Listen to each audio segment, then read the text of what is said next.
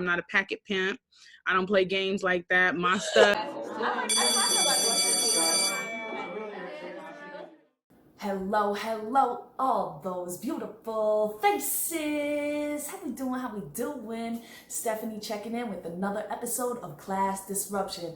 And boy, do I have a fun one for you. In this episode, I'm talking with Teacher Lady, aka Portia Smith of Parental Control Family. Check them out on YouTube. But before we get into it, you know we gotta do all that good YouTube stuff. So smash that like button, subscribe if you haven't already. Hit that bell so you get notified every time I drop a video. And of course, share this video. That is the most important thing that you can do. Share this video with teachers, parents, students. Let's spread this disruption worldwide. All right, let's get into it. This conversation is just so much fun. Teacher Lady, ooh, I know we would be like best teacher friends if we were working in the same school, but she's all the way out there, California, Long Beach, and she has a beautiful family. That's how I found her, from her YouTube page, Parental Control Family. Make sure you go check them out. Link is in the description down below. And I don't want to waste any more time. Let's get into this conversation. All right, what's going on, Teacher Lady, aka Portia? How we doing tonight? Oh man, like I can't call it. As long as I'm breathing, I'm doing well. Yes, and you know it's a good season for us teachers. I mean, it's a little crazy thinking about what the school year is going to be, but we're in summer mode right now. So I know personally for me, like, yes, I'm keeping aware of that. I'm trying to plan. Just today, I went to a meeting for like the Bronx Borough president hosted a meeting for teachers and parents to ask questions. So I'm trying to stay in tune, but I'm also just trying to enjoy and chill. I mean, you have two beautiful kids. I have my son, so I'm trying to give him that all right now. I can feel it. I can dig it. At the same time, I'm not really on the whole teacher mode, like looking into it and seeing what's going on, because in all honesty, they're going this way, then they're going that way, then they're going this way and that way. And from where I'm sitting, it raises my anxiety and it makes things worse for me because I'm a super planner. Like, I'm not one of those teachers that I'm not a packet pimp. I don't play games like that. My stuff. I like that. Packet pimp. I be saying a parade of worksheets, but I like that. Yeah, I'm not a packet pimp. That's not why I got into it. And my stuff has been digital since, I got my master's in tech. So it's already what I do, but it needs to be revamped for the individuals that we were able to reach, and to be able to like close that gap and give equity and make our lessons those that can be accessed by everybody, and saying, oh, well, the people that the haves will be able to access this information, while the have-nots will get packets that resemble learning. And there's no such thing as a packet that resembles learning. Yeah, we're gonna get into this, but we get heavy already, and I want to keep it a little light. I want to keep it fun because you have an awesome YouTube channel, which is how I found you. So before we get into it, just let everybody know who you are, what you're all about, and a little bit where they can find you on YouTube. Okay, thank you. So my family, we have a YouTube channel. It's called Parental Control Family. We started as just a mother-son gaming duo. I, a teacher, and he, my student. I actually taught my son for a year in student council. It was weird. But so it started as just a way to break the ice, a way for us to communicate with one another. I've seen you on your IG, just hanging out with your son, making sure that you build time in for play and exercise. So that's pretty much what our family channel does. We need to be a little more relaxed. I think everything's still a very robotic. It's a very new channel, but it's growing quickly with the support of the YouTube universe. But it's all about learning and love and play. And I know that this year I'm going to add an extra playlist that's all about my life as a teacher. And I feel like that is something that I really want to open up, because whenever people meet me, they're like, oh yeah, cool. I'm like, yeah, I work at a school. And they're like, what are you? Are you a nutritionist? I'm like, no. Well, take care of the kids. In a manner of speaking. Well, are you a janitor? So this has happened to me all my entire life. Wait, what? People? So you tell people that you work in a school and they don't first assume that you're a teacher? Not once. Why do you think that is? Like, in a good way? This I don't know if you could tell because of the lighting, but I have Oh, my I lip do pierced see. here. Yeah, and you got your Septum. I have 2 nose rings. I have stretched ears, and then all I don't know right. if you can tell, but I have dreadlocks that are like mid Okay. back. So, and I do that on purpose. I say that I work at a school because I would like to hear what they give me. And it's really like, not to toot my own horn or anything, but I've only been teaching for about 6 years, but I made sure to go out and get my master's. And Yeah. now I'm a doctoral candidate. So I'm going to let Okay. them continue to Okay. underestimate me, but it's just, that's a lot about me and who I am. I want you to know where I'm from and that I'm not changing. I graduated with fuchsia bangs, okay? 32 inches of hair. I walk the stage with fuchsia hair. Okay. And I'm I not love that. changing. Unapologetically you. Oh, I yeah. think we need more of that from teachers. And too, I have my gauges. I know you've seen that. I have my nose ring. And my mom used to always get on me. Like if I was going to job interviews, she'd be like, you need to wear earrings that fill your holes, take out your nose ring, that make sure your tattoos aren't showing, things like that. But me, I've always been on more of that like chill mode, like take me for who I am. You're either gonna like what I do. And you don't have to like how I look doing it, but if what you do is dope, like it does not matter. And I could already tell, like just from that, oh, I'm not a packet pimp, like, oh, I want to be in your class. Thank you. So I'm gonna be looking out for more of that teacher content for sure. Yeah, and I'm always trying to vary my content as well. So well, you already told me a little bit about your approach to the classroom, but we started to get into it. It's all good. I see your daughter there. So cute. So freaking cute. She's gonna drive me crazy. I told you when you hit me up, I'm like, well, everybody's home and there's no escaping her. That's okay. That's okay. That's that mom life, right? That's that teacher life right now when we teach it from home. Ooh, me and my son, we would go at it some days. What kind of student were you growing up? Because I know I usually meet, like, teachers either fall into 2 categories. They were either like a great student, like on point, or they were like a little bad, getting kicked out, not doing a good job, but wanted to come back and help kids like them. So are you in one of those 2 camps or something else?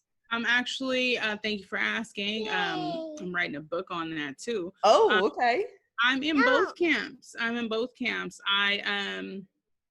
I excelled in the classroom in the manner of, of grades and everything, making sure that my mom never got a phone call if there's no badge. She only got a phone call up to the school for good. But my mom was also a crack addict. So I would move schools every single year, which made me a target. And I love telling my 8th graders, I went out in high school. I went to 5 different high schools. And so I got to the last one, the second to last one. And I have been jumped every single year. I have been jumped. My nose had gotten broken. It was really bad. So I was at my last school. I cannot tell.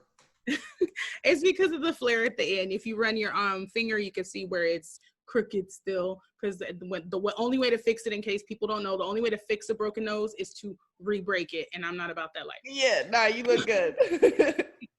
So the last time before I got, I was just sick of it. I heard a girl saying that she was gonna jump me, she and her friends. So I got up and I proceeded to whoop all.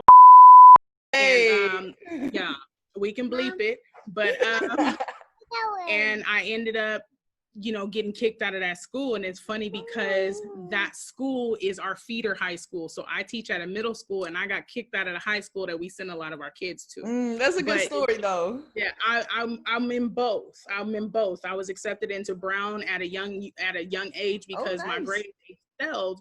But my mom, being the addict that she was, she ripped up my acceptance letter in my face and said, you'll never be more than I was.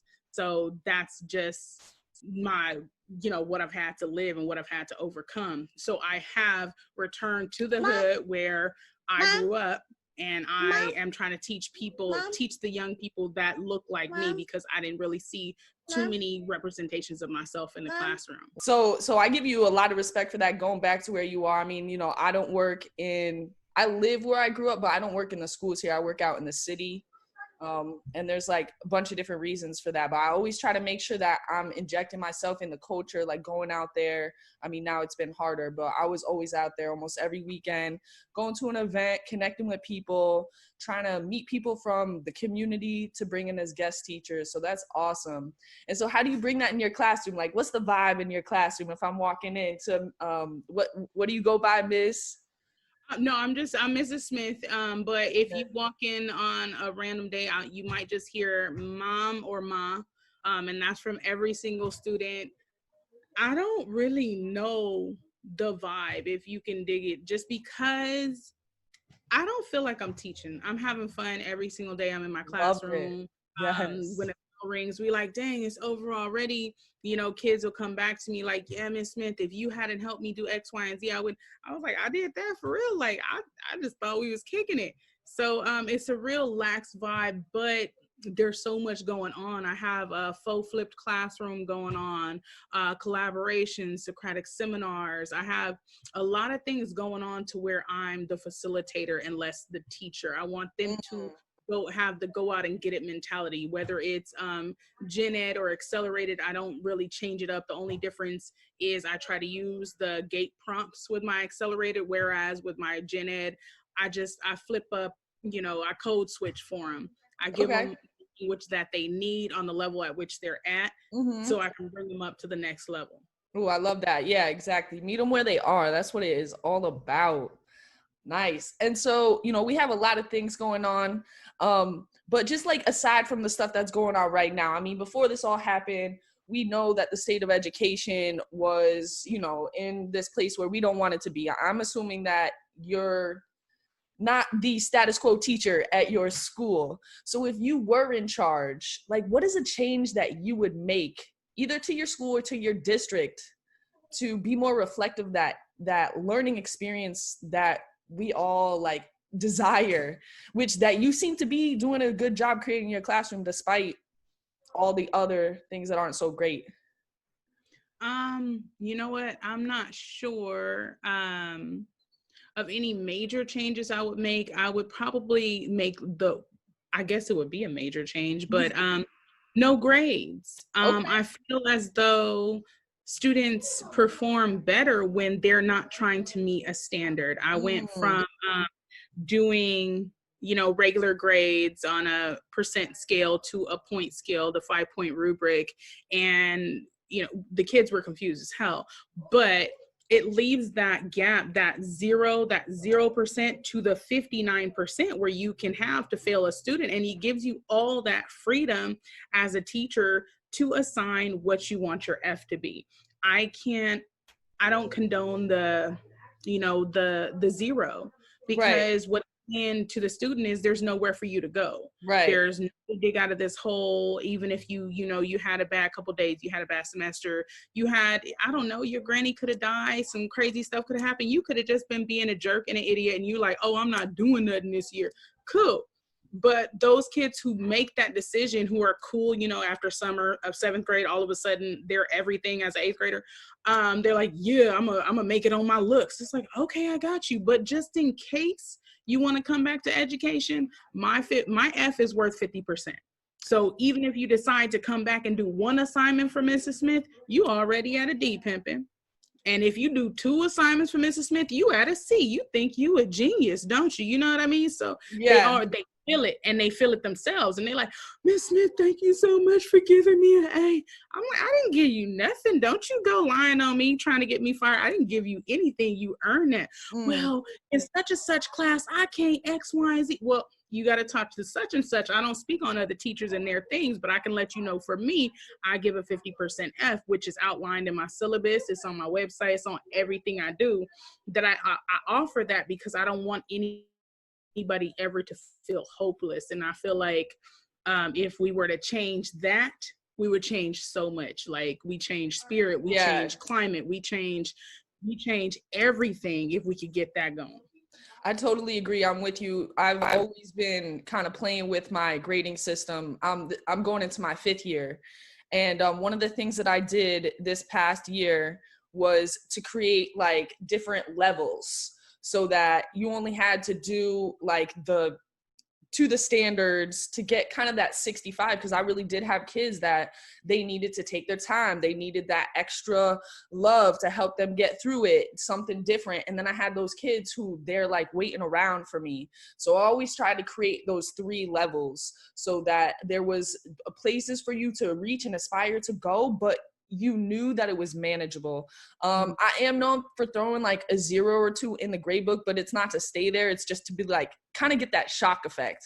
Like, oh, what, how did my grade get to there real quick? And then I usually move it up, like you said, to a 55, or it depends on what it is, between a 40 and a 55.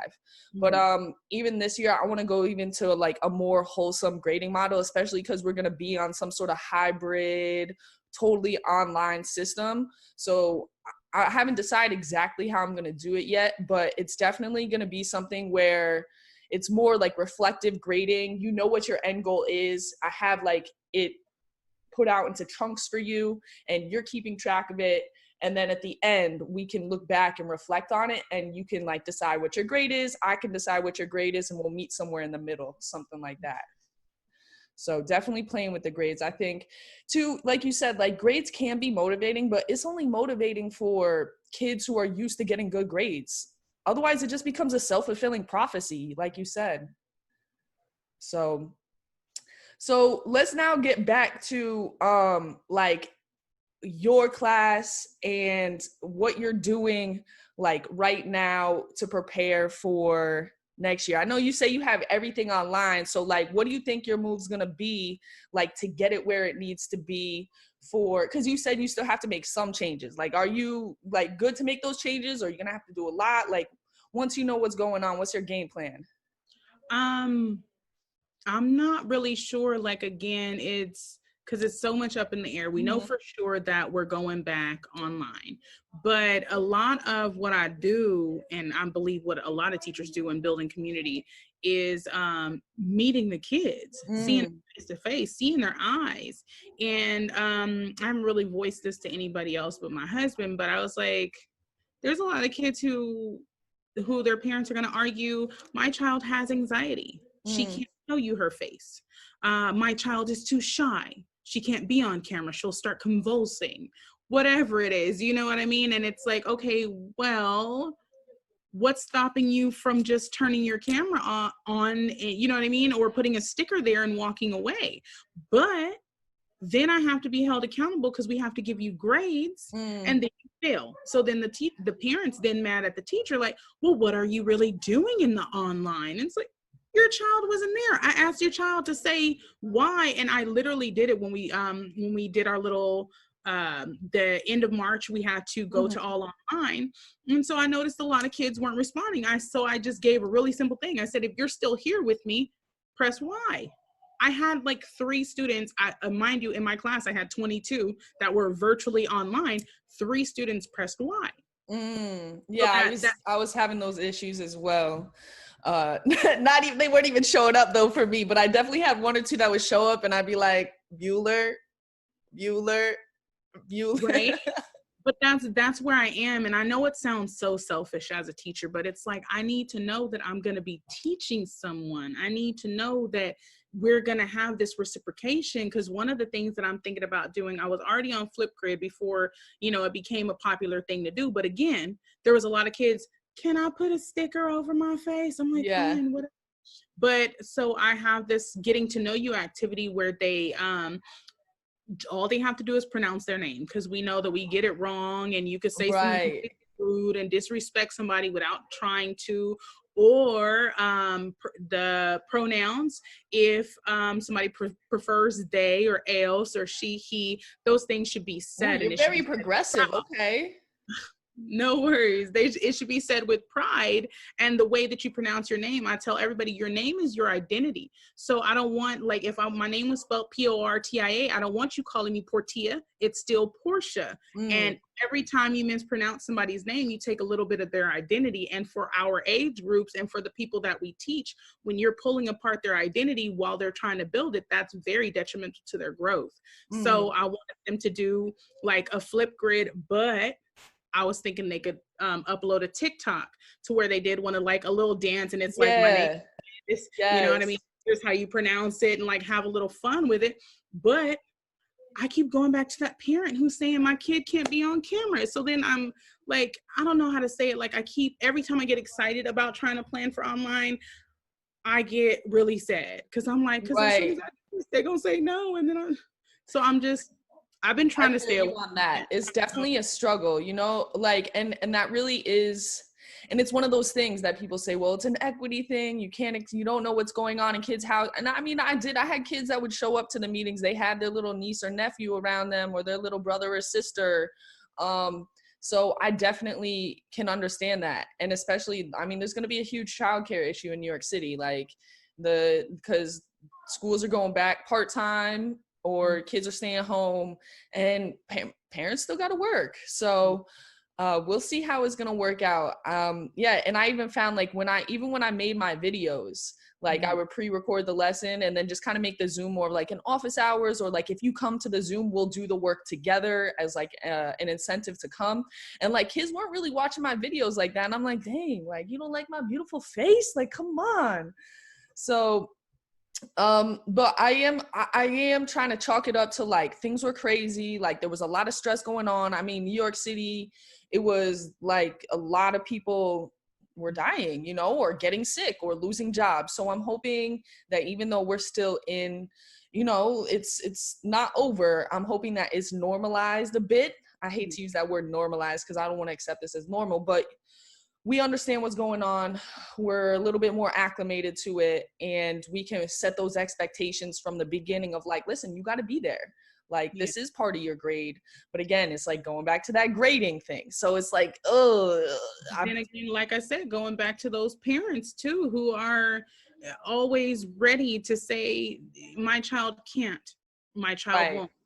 You need to fix, you know what I mean? I remember the old school days, you know, if your teacher call your parent, it's like, what did you do, child? You know what I mean? Now, if the teacher called a parent, it's like, well, teacher, why are you messing with my child? And but you want us to go back to work right now, put our lives on the line. You just want us to die, you know, as long as your kid can get out the house. Because America has said how hard it is. America is downright saying, I respect every single teacher. And they were respecting us in the end, right? But now that it's time to go back, whether the numbers have spiked or not, they're like, just go back to work. It reminds me of the shut up and dribble statement that was made by the news anchor in regards to LeBron James speaking his mind. She told him to shut up.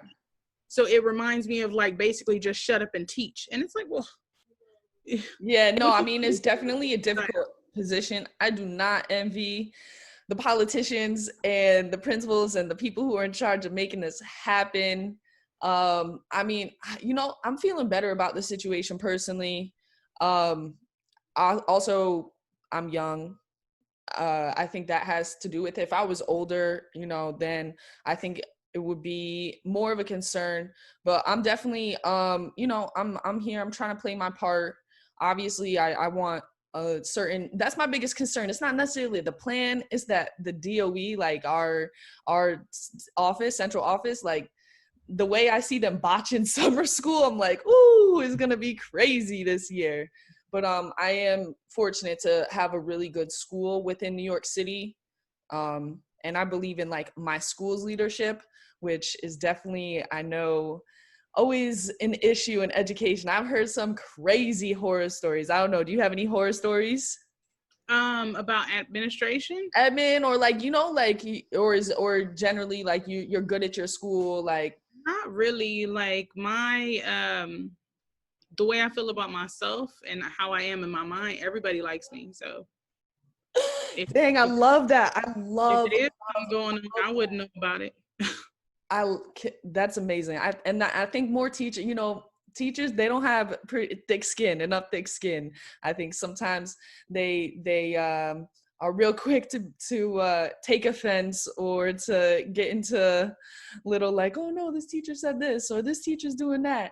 I mean, especially on social media, it's not even teachers you know sometimes, and then everybody's going back and forth and ragging on each other. I'm like, is this what we come on social media to do, y'all? Like, you know what? And to be totally honest, I'm in a lot of the same threads you are on Twitter, the teacher Twitter, and A lot of them do. They go on there looking for something to argue about and to fight about. And I'm like, okay, I'm gonna get my tea and I'm gonna read all these comments, but it ain't got nothing to do with me.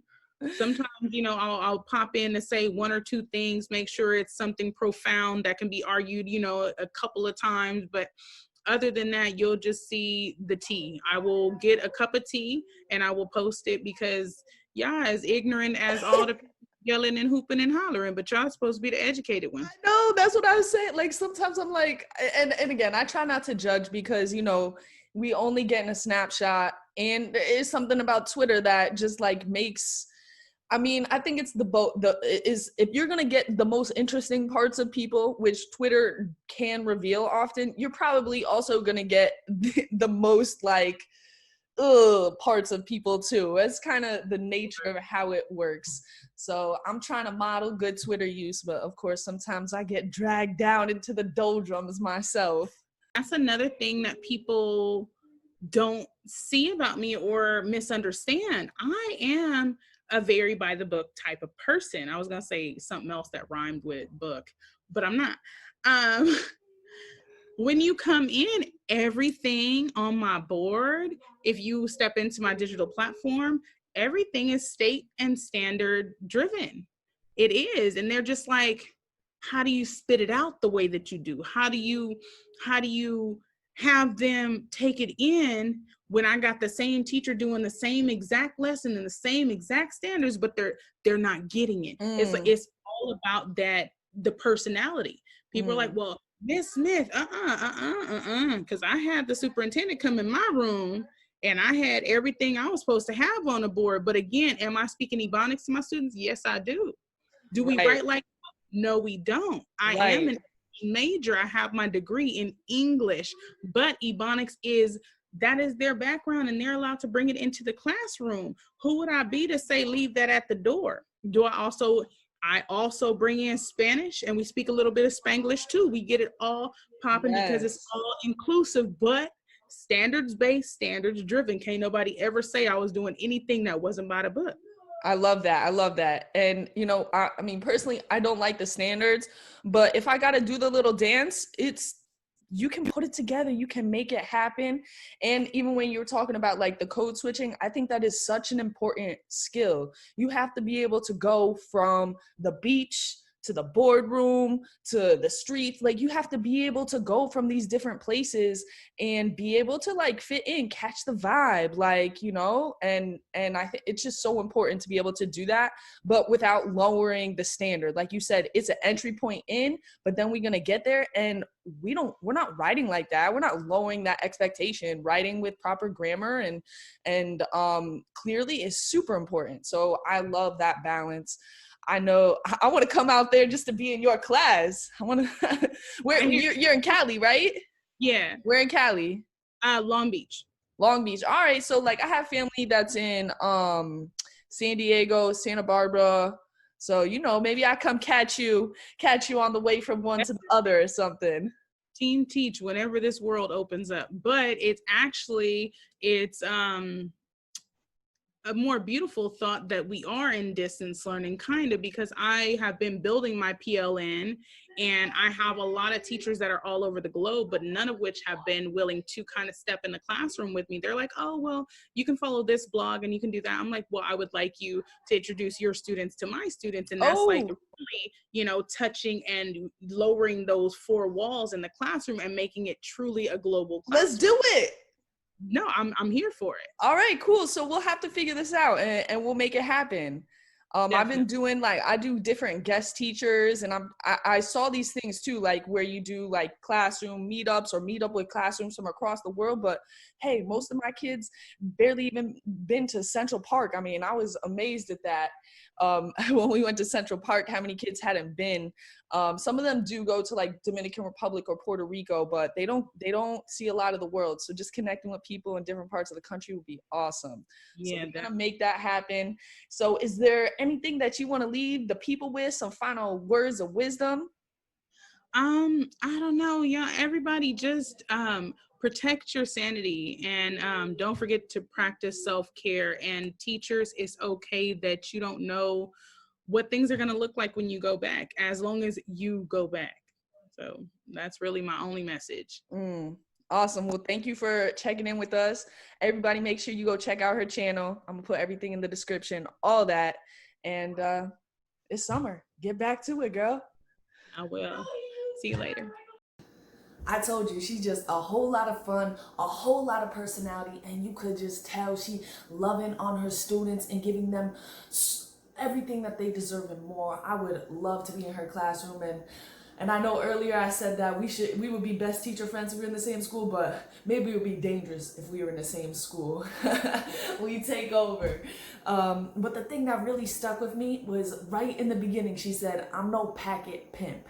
And I'm totally with her. I always say, I don't do that parade of worksheets that the grand finale is with an exam. No, none of that. This is all about creating those authentic experiences for our students. So again, make sure you go check out Parental Control Family, link in the description down below. Go show Portia, aka Teacher Lady, mad love. She's on Twitter, talking that talk just like she talk in this video. And y'all know what it is. Smash that like button, subscribe if you haven't already, hit that bell so you get notified every time I drop a video, and share this video.